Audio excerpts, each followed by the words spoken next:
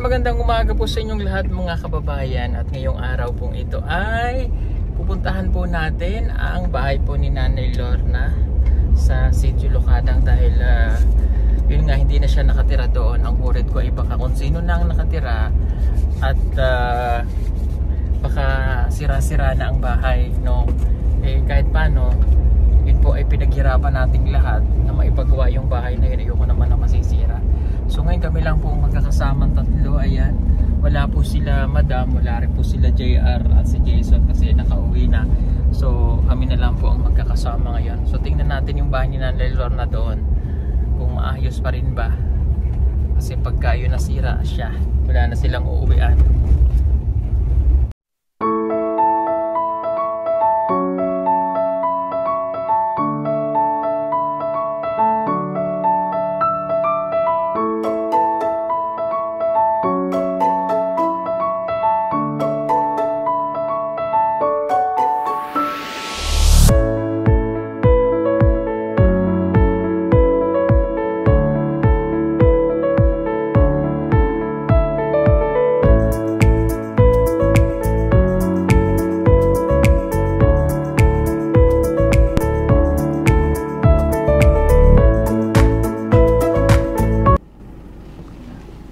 Butas na siya. Yan o, butas. Butas.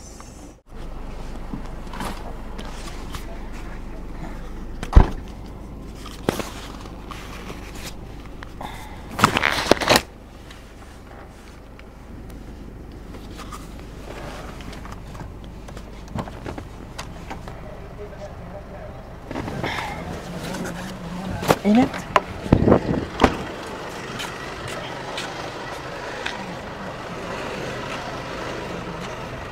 Oh, aray. Ayan, nandito na tayo ngayon sa bahay ni Nana. Anong nangyari sa CR at butas na? Ayo! Oh, si Juanita pala ang nandito. Pwede akong pumasok, Day? Pwede. Okay. Ikaw pala ang nakatira na nga. Oh, sino kasama mo dyan? Ako lang, sir. Ikaw lang. Ano nangyari sa CR? Bakit nasira? Nalugan sa kuan sa lobby. Nahulugan ng niyog? O, sir. Ah, nahulugan daw ng niyog. Ang pinto, ano? Nahulugan ng lubi ang pinto. Ang pinto ba? Puntahan daw ba? Ang pinto nahulugan ng lubi? O, sir. Paano nahulugan ng lubi yung pinto? Ay, ano yun? May pukyutan. Naibubuyog daw. Ala, binabahayan ka na yata ng pukyutan dito. Mamaya may pukyutan na dyan sa bubong. Ano, ganyan. Ano ba? Ah, nahulugan ng lubi. Yung doon nahulugan yung bubong. Ay, ang portahan ba? Bakit nasira? Nga nang nasira ang portahan, Day? Ah, hindi mo alam. Ala. Nasira tong ano ba? Tong portahan, yung pinto. Pag nag-CR ka, di kita na yung paa mo. Bakit nasira? But lang, sir. Feeling ko may... Bakit malaking dito mo? Nagtulog ko, sir. Natulog ka? Parang may goiter ka. Hindi kaya goiter yan? Nalaki yung dito mo, oh. Baka nang nanganak ka, pag-ire. Sino nagpaanak nga sa'yo? Si nanay? O, sir. Umiri ka ba ng todo? Na ako'y sakit, sir. Anong sakit mo? But lang, sir. Ba't di mo alam? Anong nararamdaman mo? Ah, Ito daw gibati ni mo. Murag kuan, sir, kanang... Kung wala ko'y kaon, sir, kay makuyak pang ko. ano yung makuyapang?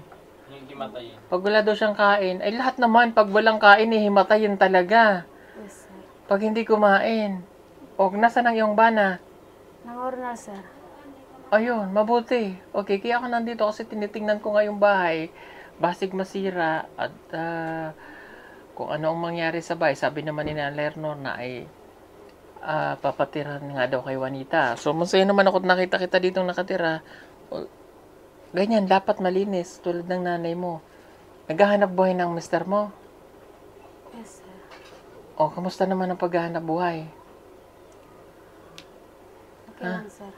Oh, kaya ako nandito no para at least hindi kayo, wag na kayong aasa kay Nanay Lorna. May pamilya ka na. Hayaan mo ikaw nang tumayo sa mga paa ninyo kasi may asawa ka na, may anak ka na. Ha? Oh. Ang nanay mo wala naman yang hanap buhay. Matanda na. Oh, ang ibig ko sabihin, wag nyo ring iaasa lagi sa kanya ang pagkain ninyo. Ha? Kasi matanda na rin 'yon. Ang concentrate niya ngayon sa pagbabantay ng iyong kapatid. 'Di ba? O, para alagaan yung kapatid ninyo, si Ninita. Dahil alam mo naman si Ninita, 'di ba? Mayroon siyang kumbaga hindi siya katulad mo ang pag-iisip. Ikaw ba'y kumain na? Wala pa, sir. Anong pagkain mo? Walay gulay. Walang kanin? Walang bigas? Na, sir. Gamay na lang. Oh, at least may bigas. Ang asawa mo, maningkamot siya sa paghahanap buhay, ha? Oh. Okay lang kayong dumalaw doon kay Nanay Lorna, walang problema. Pero, huwag kayong aasa kay Nanay Lorna palagi, ha? Yung kakainin ninyo, dapat pinagpapaguran ng asawa mo. Kasi pag wala na rin si Nanay Lorna, lahat kayo wala na. Oh, hindi rin naman kayo maghanap buhay na, matanda na. Kapag hornal man sa yung kaya niya, pati yung asawa niya, si tatay.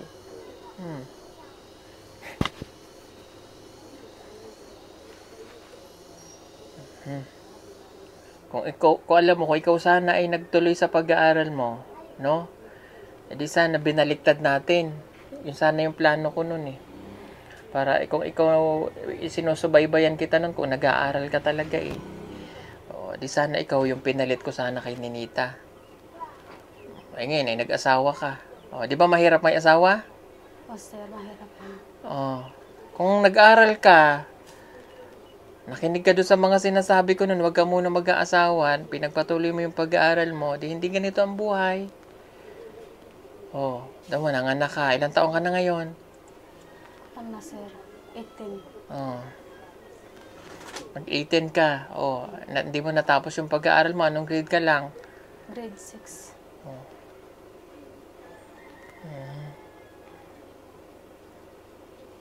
Dapat ang inuna mo yung pag-aaral. Oh, kaya ngayon, ito yung nagiging lesson. Kumbaga, no? O, kapag nag-asawa tayo ng maaga, ito na yun, yung mukha ng maagang pag-aasawa. Kung walang bahay si Nanay Lorna dito, at hindi doon nakatira si Nanay Lorna, saan ka titira? Sa bukid. Diba? Oh. Ang asawa mo, nung unang dating dito, mataba. Ano ang pangalan ng asawa mo? Chris. Si Chris. O, tinan mo ngayon. Ang payat. Kasi walang minsang makain. Mahirap ang buhay dito. Ikaw ba'y nag-implant ka? Wala, sir. Naku, mamaya, mabuntis ka ulit. Pila ka bulan na yung mga anak?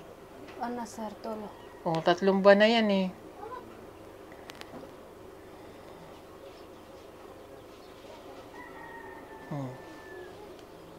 Nagsisi ba ikaw nung nag-asawa ka? Ha? Nagsisi ka? Wala, sir. O, huwag ka nang magsisi. Kasi nandyan na yon. Ang pagsisihan mo yung nasanay natapos ka ng yung pag-aaral. Oh. Si Nanay Lorna doon na yon hanggang si Ninita ay makagraduate. Oh. Ikaw, ingatan mo itong bahay ha. Paggawan mo sa asawa mo ng paraan yung CR doon nasira. Ha? May timba kayo? Wala? Wala, sir. Wala. O, paano pag si CR doon? Anong nandoon? Wala ko naka-limpyo, sir, kay kuan, sir, na ibata. Hindi ka nakalimpyo kasi may bata. Pag wala yung iyakang bata, nandito asawa maglilinis, okay naman po malinis ang bahay niya. Ang problema natin, yung CR na daot na itong pinto, ang portahan ba? Pagwanin mo ng paraan sa yung asawa, kahit lagyan ng sako yung ganito, yung bukas sa ilalim, di ba? Mahirap naman magsi-CR ka doon. Nakita yung paa mo. Oh. Ginawat kayo may CR. Kayo lang yung may CR dito. Dito sa tanan dito. Mahirap naman magsi-CR kayo, itatapon mo dun. Oh. Para maging malinis din kayo. Ha? Pagwan mo ng paraan sa imong asawa, lagyan na lang ng sako yung ilalim na ganyan. Kasi yung nakita na sira. Kasi susunod niyan, pag napabayaan nyo ng ganun, siraan na. Tsaka huwag kayong aalis dito sa bahay. Nang basta-basta iiwanan nyo nang hindi nakasara. Pag ito ko nawala dito, di wala na kayong bahay. Gusto unta ko sir nga ako cellphone para nako ilang address balay. Ay naku, cellphone. Nasaan yung cellphone na biniligay sa iyo? Nawala sir, naalog sa ako. Oh, ayan, hindi iningatan eh. Tapos hingin na naman ng bagong cellphone. Anong gagawin sa cellphone? Wala Oh. sir, para ako ilang sir. Para mayroon kang ano? Para ka mayroon Para ako ilang kang address balay sir. libangan. Ay, magtanim kayo ng pagandang paglibangan. Tanim ka dyan, oh. Magtanim ng gulay sa gilid. Bibigyan kita ng binhi. Sir. Para may tanim ka, may gulay. Pagbalik ko, bibigyan ka ng gulay, ha. Yun ang mabuti mong pagkaabalahan. Yung panonood ng cellphone. Pag may cellphone ka, oh, adi na pabayaan mo na yung bata. Oh.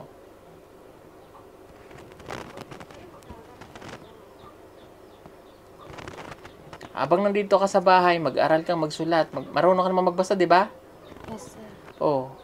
Habang nagbabantay ka sa anak mo, aralin mo yung sarili mo para dumating ang panahon na hindi kayo mangmang doon pagpunta nyo sa sa syudad.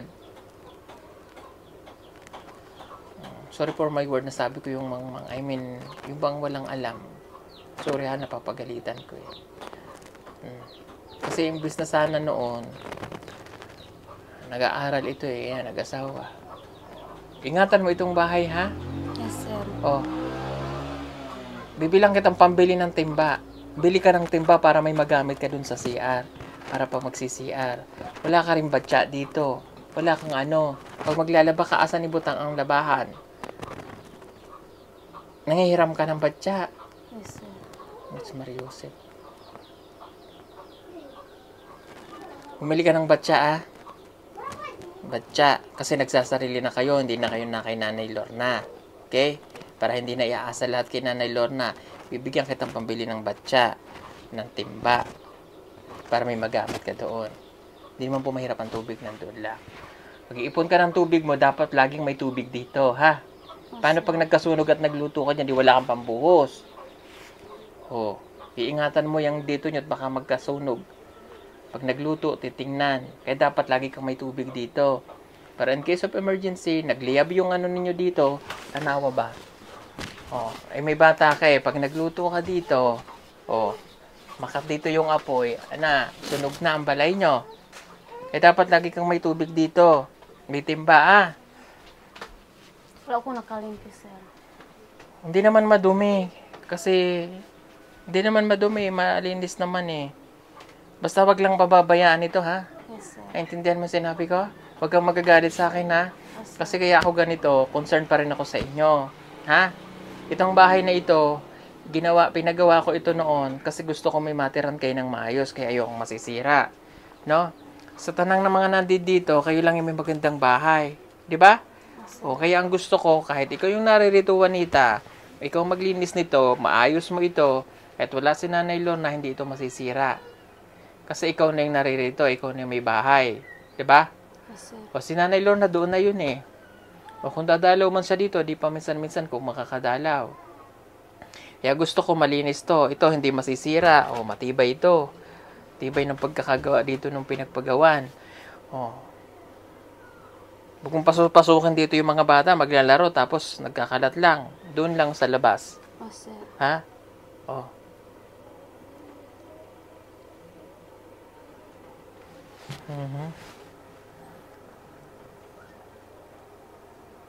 Pagtulog ang asawa mo, napadala ko doon yung binhi ay sorry po, hindi pala tulog hindi yung asawa niya, yung anak niya.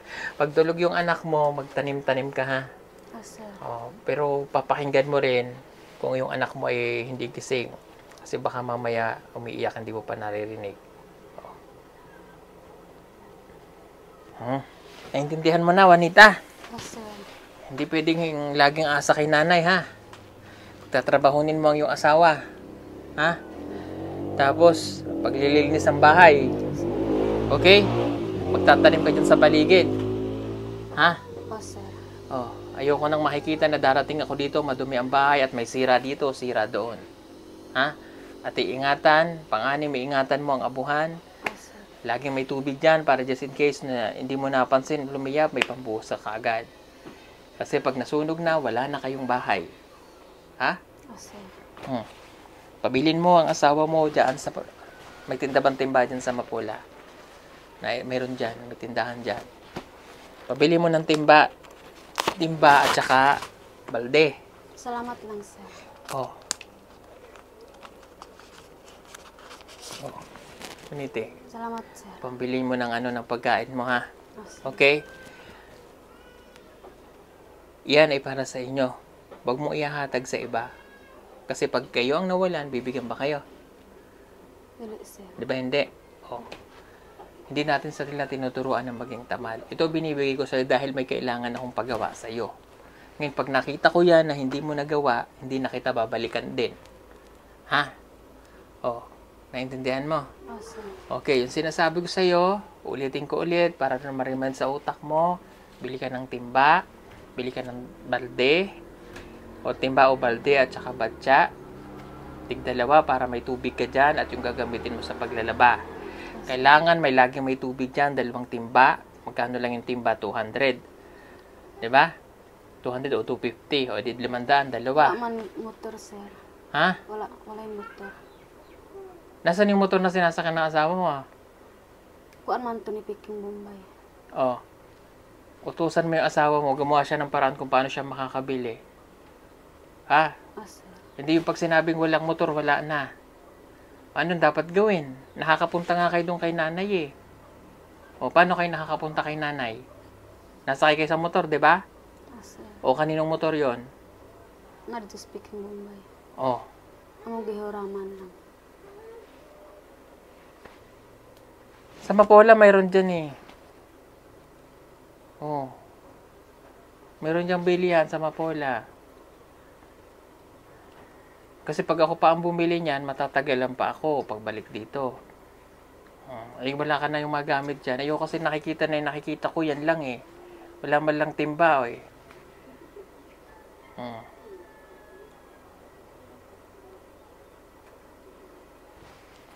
Tapos pupunasan mo ito ha. Ayun o. Ayoko na nang gigitata yan ha. Pati yung mga gilid na yan. Pati yung mga ganyan-ganyan para walang anlalawa. Sorry ha, masungit ako eh. Ganun talaga ako pag gusto ko mapabuti pa rin kayo kahit na minsan naiinis din ako eh. Kasi katigasan ng ulo nyo yun eh. Ayusin mo itong bahay ha. Po, sir. Ikaw na yung pinagkakatiwala ko dito ha. Habang wala ang nanay mo dito. Kasi itong bahay na ito, ang nagpagawa nito yung mga nanood sa atin noon. Ha? Po, sir. Oh, yung perang kinita ko po sa YouTube noon yung ipinagpagawa nito. Kaya gusto ko kahit paano, kahit naman ito'y bahay kubo na maayos, matibay ito kasi purong kahoy po yan, hindi po yan, wala po ditong hindi po ito yung kukulamber. Purong kahoy yan, matibay ito. Yan, lahat yan, pinahimo yan eh. Kaya matibay yan, hindi basta-basta haanayin. Yung bang mabubuwag, hindi, antibay nito. Nakaglas pa yung niyan. O, kunin mo na yung anak mo.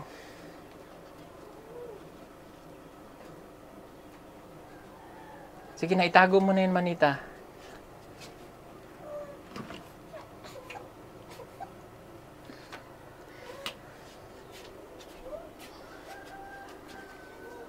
Kunin mo ang bata.